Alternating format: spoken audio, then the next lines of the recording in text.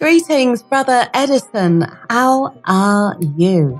Greetings, Imani. I am well. That's wonderful. That's really wonderful to hear. So, Brother Edison, it's a brand new year. Well, it's getting it. Well, we're in the second month, so and it's really lovely to have you back on the show. And I know today we really want to look at relationships. And what I wanted you to do before we go there is, I just want you. I know this was your favourite bit. I want you to just share a little bit about your background, so people can, understand why we're so blessed to have you on the show today. Okay, well, my full name, Edison Agbandje.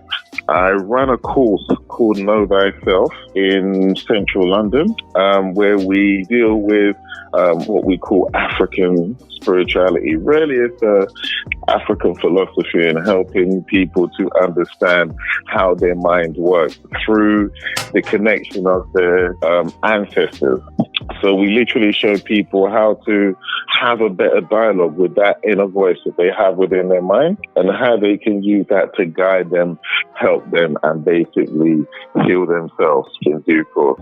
We've been running the course for about 4 or 5 years now. And again, me and you, we've known each other for longer than that. So when it comes to this concept of relationships, it's something that we often have discussions off the radio, obviously, and off the discussion. So we thought today, when you mentioned that, I said, let's do one about relationships. Why not? And come from a sort of, I won't say ancestral perspective, because that really is slightly outdated, but come from the concept of what we understand and what we've picked up through various discussions with ancestors and with other people. So, yeah. Okay. That's me as quick as I could do it, to be fair.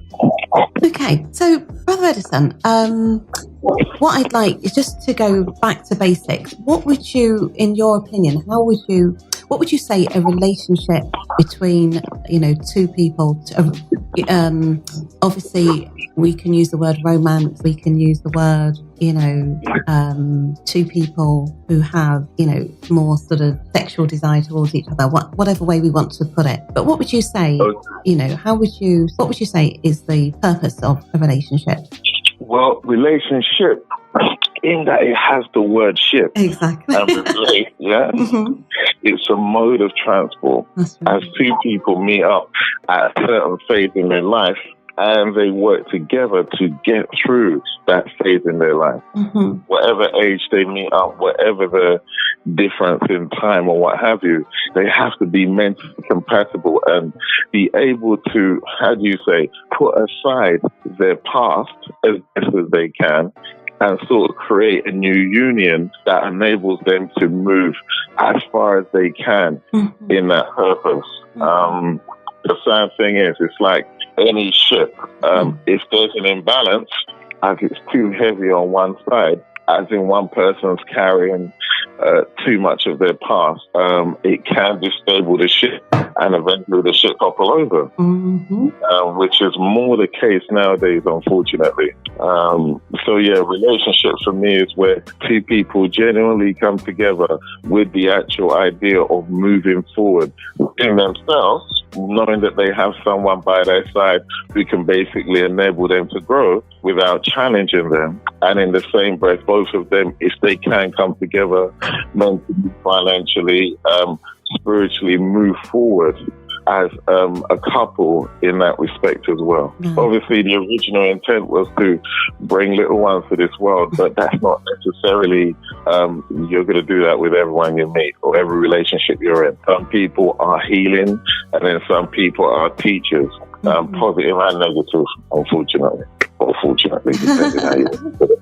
Right, okay, I love that analogy as well. I totally agree with the we should definitely pay great attention to the word ship on the end of relation, and knowing that we need to be relating to each other, and the ship is the moving, the force that moves us forward. What I want to ask here is, you sort of talked on, you just mentioned that some people come into your life as a teacher or a healer. And you also mentioned in these days, what would you say is different from, where we are today than where we were, say, 20, 30, 40 years ago? What's the difference? Okay. Well, in truth, the intent behind the relationship.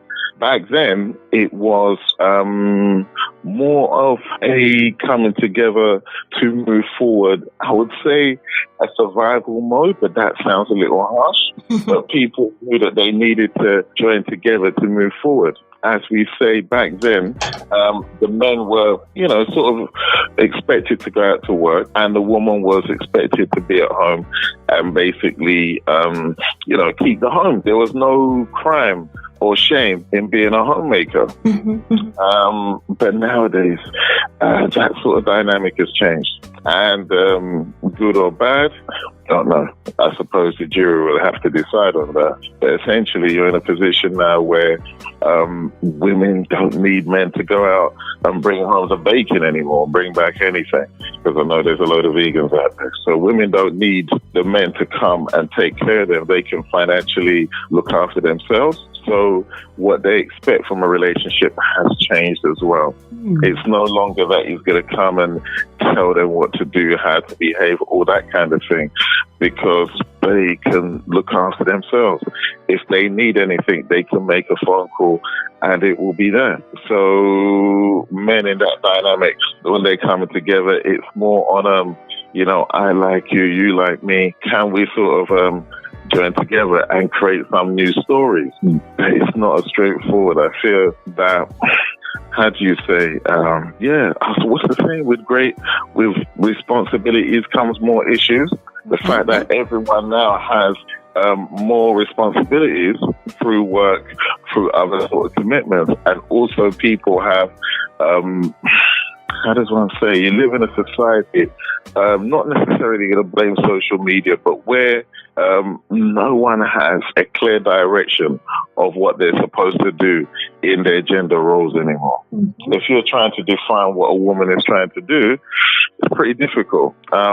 And a lot of women are not sure what the men want anymore. When you ask a woman, what do you think a man really wants? She's looking at you like, okay, you want sex? He goes, he needs a bit more than just sex. And I was like, I'm not sure. And there's no clear definition of what she should do and how she should go about it. She still wants to be in a relationship, but it's almost turned into an entertainment dynamic.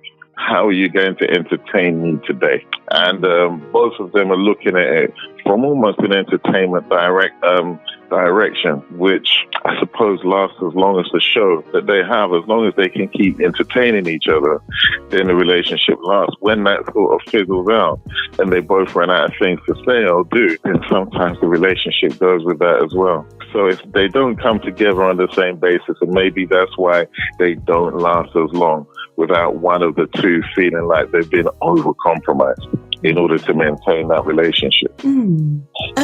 What one time, as you said that there, a new question was born, as in, what impact, as say, social media and say, celebrity relationships have on, relationships, relationships between ordinary men and women like ourselves? What would you say?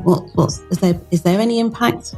The impact of the internet, the impact of social media has changed, because there was MySpace, there was all these different things before Facebook and all this kind of stuff. It's made the world a smaller place and given more options to fulfill certain thoughts and feelings and desires that you have. So if someone is going through a bad day, they could put up a selfie, 400 or 500 likes, and then bang, I'm full up. Whatever I was thinking or feeling about myself today that might be negative, I've got a load of friends outside there who think the contrary, and that could boost up. Look, relationships are food. You consume the sort of happiness from the person that you're with in your relationship, and their mood and their state of mind goes to balance you out. If you come home and your man is there happy, looking excited to see that you've walked in the door, you might be tired, but you can be enthused and want to get with life by just seeing his reaction. And vice versa. If you get home and your woman's smiling at the door when you walk in, regardless of whatever day you've had, you can look in her face and see that someone is happy to see you. And again, sometimes the pressure of life is too much and we can't always carry that smile. And that can carry on for a protracted length of time. But now you have friends, other people that don't know you, but are in the same equal position, and they're looking for that sense of food, sense of acknowledgement, sense of attention. So you can acquire that quite easily by just going online, putting something up, getting so many likes. I love the word like, very clever. Because again, as soon as you get a like, that is a nice sort of credit of energy, which is of a positive nature, which can pick you up. If you got 1,000 likes, whoa, I've really done well. You know what I mean? So essentially, social media has created a way in which people can get food from outside of their relationship a lot easier than before. So what you're saying is getting these likes in abundance is almost superseding what any sort of human partner can give to their partner, because if they can go on there and have all these people show them love, and if you're in a relationship and you're coming out of you're maybe you and your partner's having a difficulty, and it takes people maybe a minute or so to regroup themselves and get back into that love zone. So what you're saying is people are no longer working through their issues. People are no longer going off, obviously having maybe a disagreement and going off and thinking about it. They're going straight to their page, their Instagram or their Facebook to receive the love. And is that? I'm trying to. Well, in honesty, no. What you're saying is correct, but I don't think it's entirely that. I think people still hopefully sit down and discuss with one another what the issues are. Okay, that's great. Yeah, that's great to hear. Yeah. But again, we are talking at cross purposes in that dynamic sometimes. But to go back to the first thing, you can go to your page and get a quick fix if your storyline is like that online. Because some people don't have a big social media presence. And some people do, so that they can use that as an option. But again, when we go back to each other and then have the discussion, we find that we speak two different languages, even though we use the same words. The way in which the woman looks at the relationship and the way in which the man looks at the relationship are at cross purposes. And there has to be that re-education as into what the man is trying to say and what his end-agenda is, and what the woman is trying to say and what her end-agenda is, and what she's looking from the situation. And that's where our paths sometimes get broken or crossed at that time. Right, yeah, I hear that. Because I feel, again, things have, as we've moved into the 21st century, there's been a levelling up for women, which do you feel that on both sides, do you feel that there's been trouble trying to come to grips with that? On the one hand, I would say for women, for sure, there's a lot of things that have changed that's improved the lives, of women and given women a voice that maybe they didn't have back in, our parents' and grandparents' time.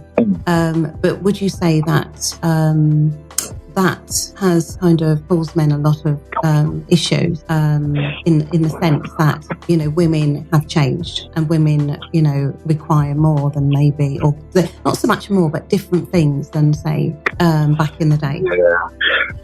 It's something that I've had discussions in classes that I've done about the concept now of women not having a cultural identity to give them instructions for how to conduct themselves or behave within a relationship, not even relationship, within society. Okay, we have a scenario where, especially black women, they don't, especially in the West, what culture do they lean on? The African, the Western, or or they've had to literally create a whole culture of instructions, what do they do in a relationship? Since things have changed so much, they're almost like making it on the fly. And that's cool if you have an end goal and you have an end vision of where you're trying to get to. Because if you leave your house and you don't know where you're going, you won't know when you've got there. So you have to have an end goal and an end vision to say, I want my relationship to be like this, I want my relationship to be like that. And then know what to do and have it seem a positive way of having to get there, because no one's leaving breadcrumbs, no one's explaining what a good relationship should be like, and no one's explaining how to make it last. So everyone is trying to scramble and work out how to achieve these things without knowing the best way to go about it. So now I feel things are worse, and now we're in a dynamic of because it's another thing we've got to talk about, the whole concept of emotional intelligence. That seems to be the big buzzword at the minute, and the concept of narcissism, where these are terms I never heard growing up. I never. But now everything seems to be either you're I'm more emotional intelligent and you're a narcissist. So you're being labeled like I'm a Christian and you're a heathen, you know what I mean? Like that. Before you even opened your mouth or say anything, you're always being marginalized and you're trying to defend the label. Think about how you're defending a label as opposed to rectifying the situation. We're missing the sort of vital dynamics of appreciating that women feel before they think, and men think before they feel. So in a dialogue, especially in the beginning of a relationship, the woman is feeling the guy. I feel him. I want to be around him. I want to know what he's about. All that kind of thing. The guy is thinking about the woman, but he hasn't felt her yet. He doesn't know what that is like. The fact that the woman is an internal thinking being, and she has to feel the guy to know what he's like. The man is not in that position. So she can come and be very sort of full on in the beginning of the relationship. And when she's essentially felt the guy, he's not quite what I expected. Don't know how I'm going to play this. Can I sustain this for an indefinite period of time? Then she cools down and she's more reflective. She's now felt the person, and she's now thinking. The guy has gone in the other way around. So he's gone in, not sure what he's really going to get into. The next thing he finds, oh man, I really like her, when he's got involved with her. But she is in the opposite phase. It's like phases of the moon, where one is waxing and the one is whatever. Like a full moon, it's just not the same thing. And when they're having discussions, it's at cross purposes, because we say recently, women fall in love with the story, what we're going to be, how we're going to go, what's our lives going to be, all of that kind of thing. Men fall in love with the woman. They fall in love with her. So when the story she feels, we say men fall in love and women fall in need. Because when they feel they no longer need the guy, the love is gone. But the guys are still stuck there because they fell in love with her. That's just how dynamics of our minds work. So you have a situation that later on, when the woman now is ready to go, or she doesn't feel the story anymore and she's lost her connection with the guy, she will battle hard first to maintain that story. So sometimes she's talking to the guy, what's going on? What's happening? And she's literally saying, this story is crumbling. Can you do something to put it back together so that I can see the vision inside my mind? And then I can use that as a vehicle to keep things going. And the guy is confused. He's like, well, but I love you. I really care about you. Isn't that enough? And the woman's like, yeah, that's all great.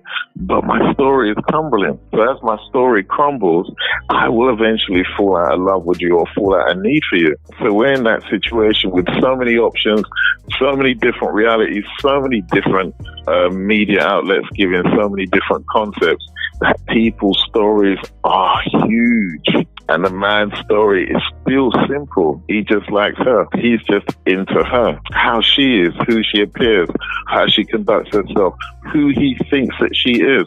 That's his focus. He's not thinking what she has, what she doesn't have. Those things are irrelevant. It's only older when he appreciates, when we look into her story before I get involved. Because the younger guy doesn't even think about those things. He's just into her. And her mind is worked out like, where are we going to go? How are we going to do? That's why you have a scenario where you have women that will try and fix a guy. They either have fixers and they'll fix their first guy, try and get him up to that story that they would like. He doesn't make it. Okay, they leave.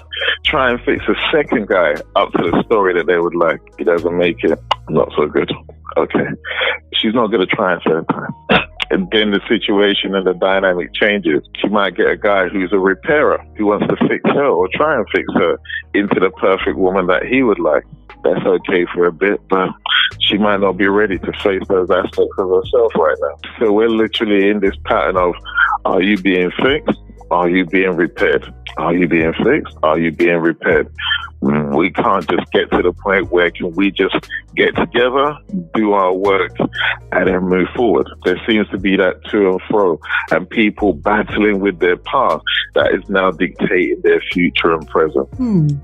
Yeah, very deep there, Brother Edison. So, yeah, what I'm hearing is communication issue, language issue. When you talked about women being, feeling first, in their emotions, and men thinking first in their analytical mind. Is that a big part of the problem, in the sense that, they're both coming from a different faculty, a different aspect of themselves? They're having two conversations. Where a guy is literally, he lives for the moment. He lives for the exciting times. That's why his best part is the nighttime, when they're all going to get to go to bed and all that kind of stuff. That is the best part of the day for him. All the rest of the day was leading up to that. But she's looking at the whole big picture. It's not just that is nice, but she's looking at everything else as well. So when she's telling him about this and that, and he seems non-connected, because he doesn't process those things. That's not the big be and all for him. He's for the moment, she's for the story. So it's almost like men are not listening, because she's trying to explain everything that is happening in her world, in her understanding and how she'd like it. Everyone says it in their own way, but that's what she's trying to get across. And he's not able to see that imagery all the time, because some of it might not be pertaining to him. Some of it might be with him. He might not be one of those thinking guys that are going to sit there and be able to visualize what the woman is trying to convey. Therefore, when he's talking to her, he seems dumb because he's unable. Dumb is just the inability to speak, because you can't visualize what the other person's trying to convey. So we're at situations now where, again, it's almost just become an entertainment vehicle. What can you do for me to make me feel this way? What can I do for you to make you feel that way? And it seems like it's an exchange of, effort, in order to try and balance the other person out. Right, I hear you. I want to sort of backtrack a little bit, because you brought up a couple of buzzwords that's going around, narcissism and emotional intelligence. Yeah. How did that creep into our vocab? Because you're right, years ago, I never heard those words used, in that way around relationships. Well, there seems to be a touch of, a narcissist might say that they have a better emotional intelligence than you. And that's almost a way of getting out or validating what they're saying or not saying. I've seen situations where someone says, because I can express how I feel without being upset, I'm more emotionally intelligent than you. And then someone will say, because I can put my case across passionately, and you seem to just stay silent. I'm more emotionally intelligent than you. And the fact that men stay silent in those situations, or the other party stays silent, is because they know that anything they say at that point, when that person's in that phase of mind, could inflame the situation to a point that they can't actually contain it. So I find scenarios where a man is just silent. I've been in that scenario, just silent, not saying anything. Let the person say what they want to say. Because when you initially started to debate with them, they increase their anger and all the thing. Whereas people think by raising their voice, they're improving their argument. Obviously not.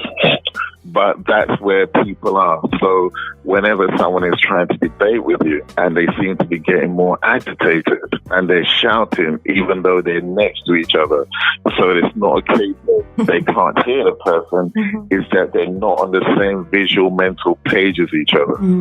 One person is literally screaming because what they're seeing in their head, the other person isn't seeing, and they just can't get it across. So all they know to do is scream in that instant, hoping that the person might, pick it up or feel intimidated or care about the relationship, that they will remain quiet and let that person have their moment. Yeah. So I don't know when narcissism becomes emotional intelligence per se becomes narcissism, because in that moment you're not thinking about the other person, you're thinking about yourself and how you're trying to convey. You're not thinking of the emotional state of the other person. And even if they're wrong, who wants to be shouted at when they're wrong? And even if they are shouted at when they're wrong, we always say no one wins an argument, they just lose respect for each other.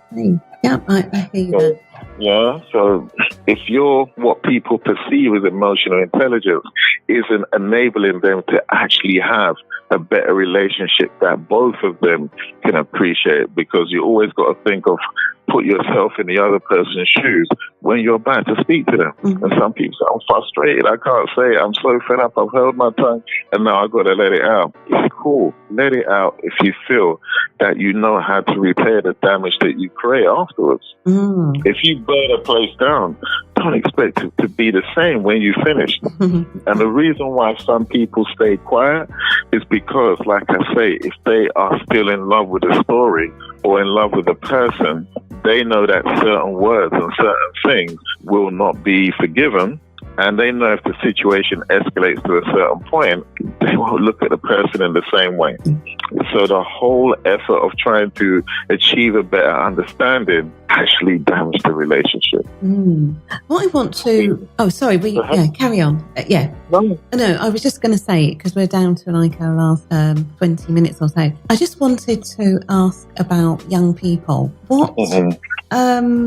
First of all, do young people need the help and advice from the elders? And if they do, what would you say? What legacy, what advice can the elders pass down to the young ones? Because I feel that their relationships is one of the most important relationships for today. How young people relate to each other and how they move forward, in their relationships. Okay, the thing is, it's almost like, as we say, English can deteriorate over time. I'm saying that the language we spoke when we was younger is not the language that they are speaking now. And I mean it not just verbally, I mean mentally. So we're in a situation where the children have been brought up in a care fast food reality when it comes to relationships and scenarios like that. The elders, you see, the problem is it's quick and easy to blame the elders, saying that the elders haven't shown them this and haven't shown them that. But who knows whether the elders worked it out correctly themselves and were able to pass on, because I've never seen as many people by themselves that are older than before. It never used to be like this. Yeah. But now there's a lot of people by themselves, and they've been so damaged by not the best of relationships that they don't want to go back into them again. So they're trying to work out the whole relationship dynamic themselves, because it didn't, how do you say, it didn't live up to what was it supposed to be. It was like, okay, well, what am I supposed to get out of this? What am I supposed to enjoy? How is this supposed to work? So as the elders, per se, are still working through their own relationships, what advice can they give? Sadly, children live and learn by example. So if a young woman has not lived in a relationship, or a young man has not seen his parents grow up together, what example does he have of knowing how to long-term sustain a relationship? We haven't stayed together to give them examples of how to know how to be long-term relationships together. They're seeing disjointed situations all the time, and now they have to work out a new fantasy in order to them to maintain their situation. So how do they know how to compromise, work through all those things?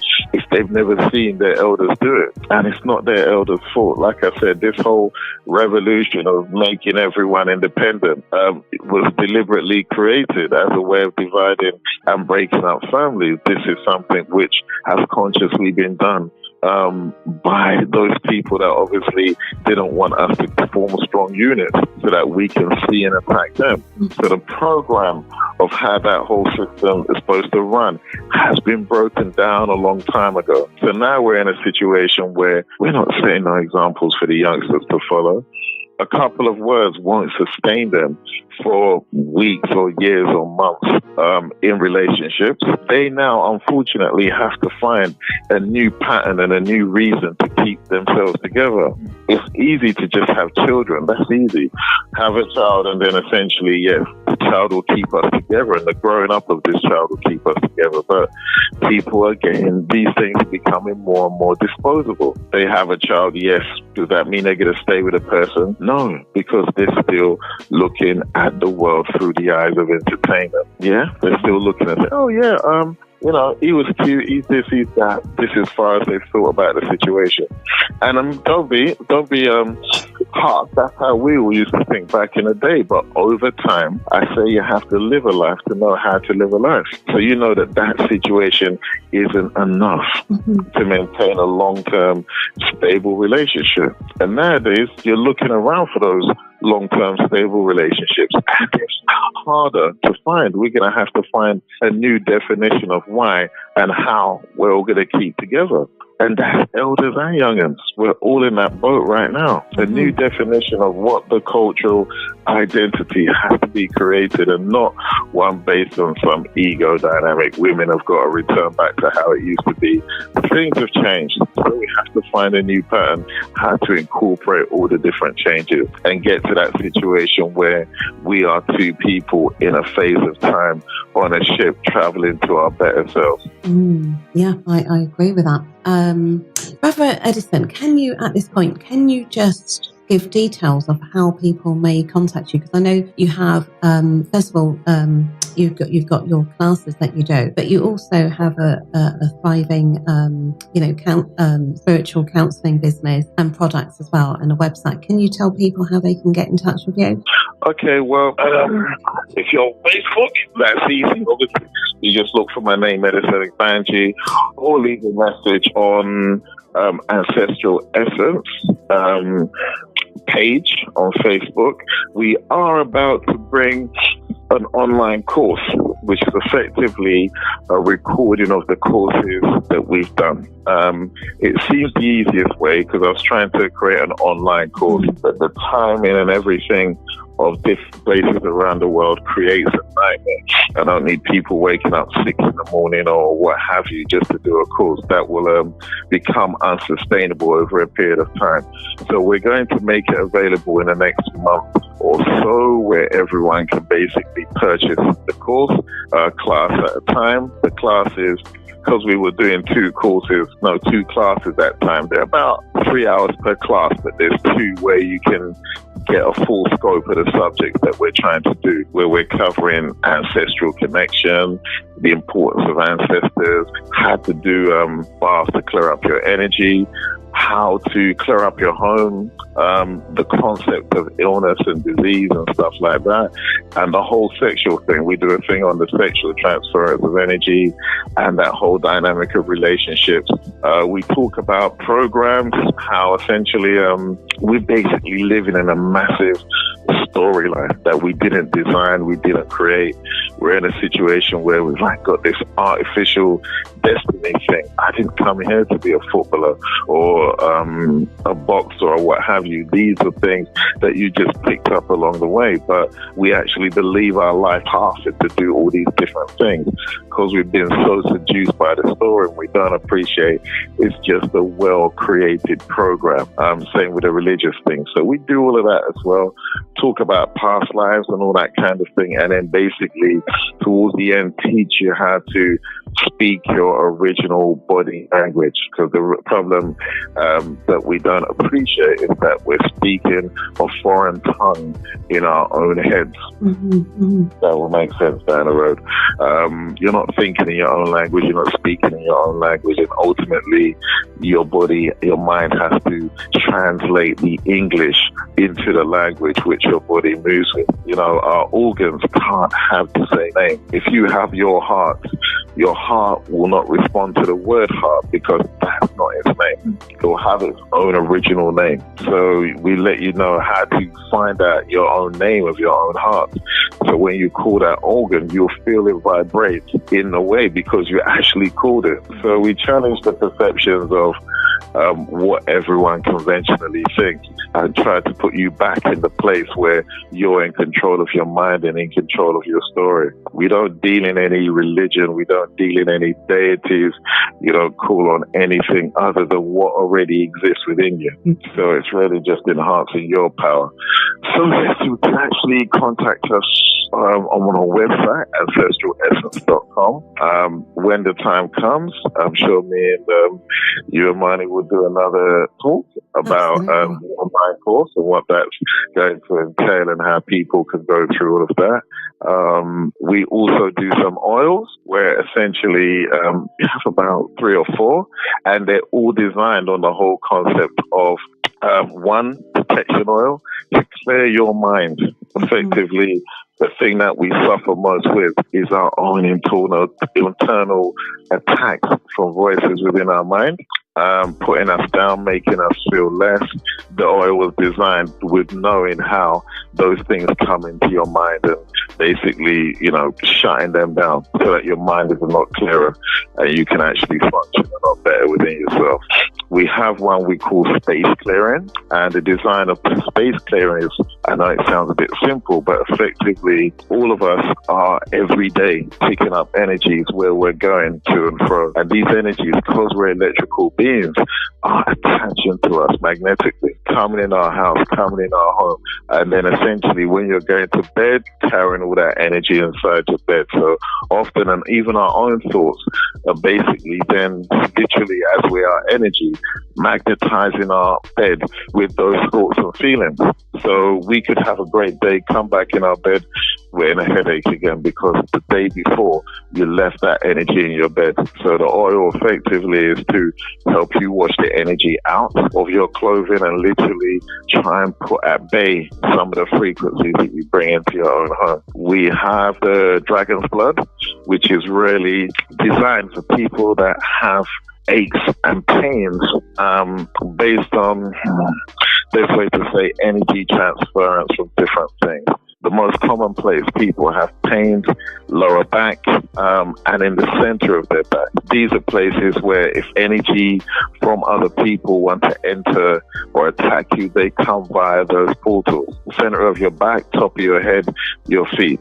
Stuff that we explain in the classes as well, but essentially people have aches and pains that can't seem to go away. And the healing oil works for that purpose as well, where essentially it starts to attack the actual energies or pains that you have. If you think of everything inside, every illness or pain or ache is basically an attack on the organ or part of your body by another energy, because every illness is actually an entity. If it can spread, then it's a living, thinking thing. Therefore, again, the oil was designed to actually start to attack the energy that is there causing the problem. And this is just based on the understanding of how language and words and things like that actually help to create or to destroy. So there's the oils that we do.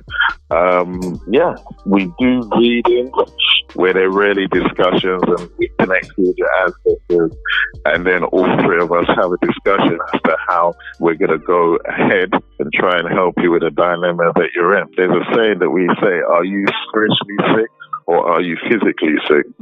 More often than not, your body is actually physically sick because your spirit is, basically been disturbed. So most people's psychological issues is often that their spirit is being misused or being challenged by the situations and the scenarios that they're in. And the only outlet it has is all this, it's essentially create an illness or a pain as a warning sign to you that something is wrong in that part of your body or part of your mind or part of your story. And we just work on helping you to be able to fight or deal with that situation, because we know at the end of the day, regardless of what someone says, I can fix this, I can fix that, I can fix this.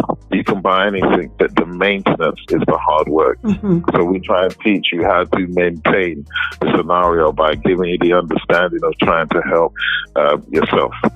So yes, those are the normal modes of contact with me. They can get me on Messenger if they're on Facebook. There's various different ways people can leave messages, and then we'll contact you in due course and then basically speak to what we can and what we can't do, because if I can't do it, I'll quickly tell you we can't do this.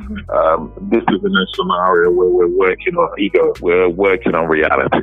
We don't like to say what we can't do, but what we can do will give you the best advice as into how to go forward and deal with it. Okay, Brother Edison, thank you so much for taking time out to be with us this evening, and yes, definitely looking forward to more conversations with you where you share the wisdom, and thank you so much. This was wonderful. No problem, Imani. Thank you for having me again. Blessings.